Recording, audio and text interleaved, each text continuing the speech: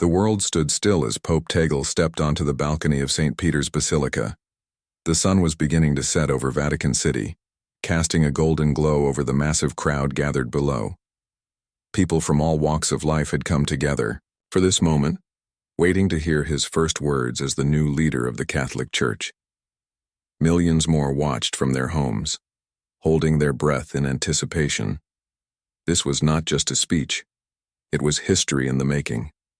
As Pope Tagle stood, there he carried the weight of centuries of tradition. He was following in the footsteps of popes before him, but he was also stepping into a future filled with challenges, hope, and change.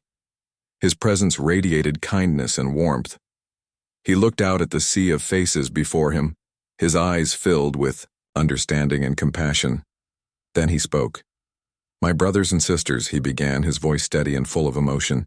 "Tonight we come together as one family. A family not divided by borders, languages, or backgrounds, but united in faith, in love, and in hope."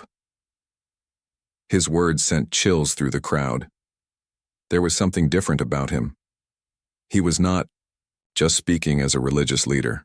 He was speaking as someone who truly understood the struggles of the people. Pope Tagle's first message was one of peace. He acknowledged the conflicts that plagued the world, the wars that had torn communities apart, and the pain of those suffering. He did not ignore the struggles of humanity. Instead, he faced them head-on. "We live in difficult times," he said. "There is suffering, there is division, there is fear. But I tell you this, hope is not lost. Even in the darkest of nights, the light of God shines upon us." His words resonated deeply. People listened in silence, hanging on to every word. It was as if his voice carried a soothing power, a sense of reassurance that things could and would get better. Pope Tagle emphasized the importance of unity.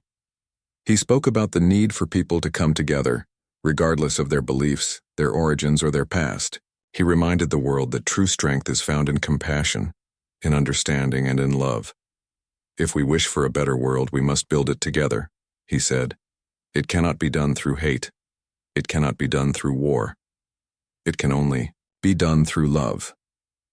He called on leaders to seek peace, to choose dialogue over destruction. He urged nations to see one another as partners rather than enemies. He spoke with conviction, with the wisdom of someone who had seen both the beauty and the hardships of the world. The Pope did not shy away from the issues facing the Church either. He acknowledged that there were wounds that needed healing. He spoke about the need for change, for accountability, and for a return to the core values of the gospel: love, humility, and service to others.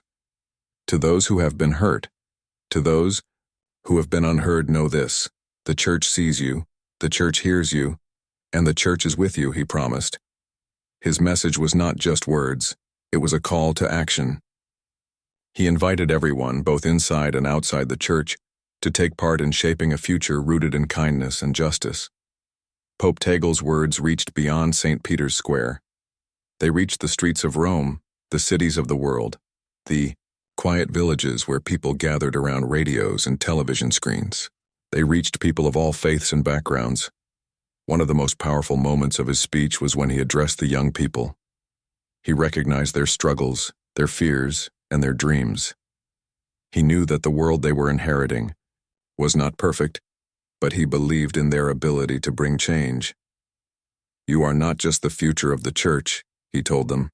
"You are the Church now. Your voice matters. Your dreams matter. Do not be afraid to stand for what is right. Do not be afraid to bring light where there is darkness." The energy in the crowd shifted. Young people who had felt distant from the Church suddenly felt seen and heard. They saw a leader who understood them, who valued them, and who believed in them. As Pope Tagle continued, he made it clear that faith was not just about rituals and traditions. It was about action. He spoke about serving the poor, caring for the sick, welcoming the stranger, and standing up for justice. "The true measure of our faith," he said, "is in how we love one another." It was a simple message, but it was powerful. In a world filled with so much division, his words were a reminder of what truly matters. Then, as his speech neared its end, something incredible happened. The crowd, which had been listening in silence, erupted into applause. People were crying, embracing one another and praying.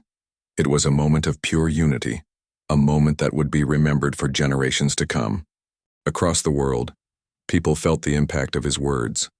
His message spread like wildfire, filling hearts with hope and faith. Leaders took notice. Communities began to reflect. Conversations about peace, about unity, about change started to take place in homes and churches and places where hope had once seemed lost. Pope Tagle's first message was not just a speech. It was a movement, a call to be better, to love more, to bridge gaps and heal wounds. It was the beginning of a new chapter for the Church and for the world.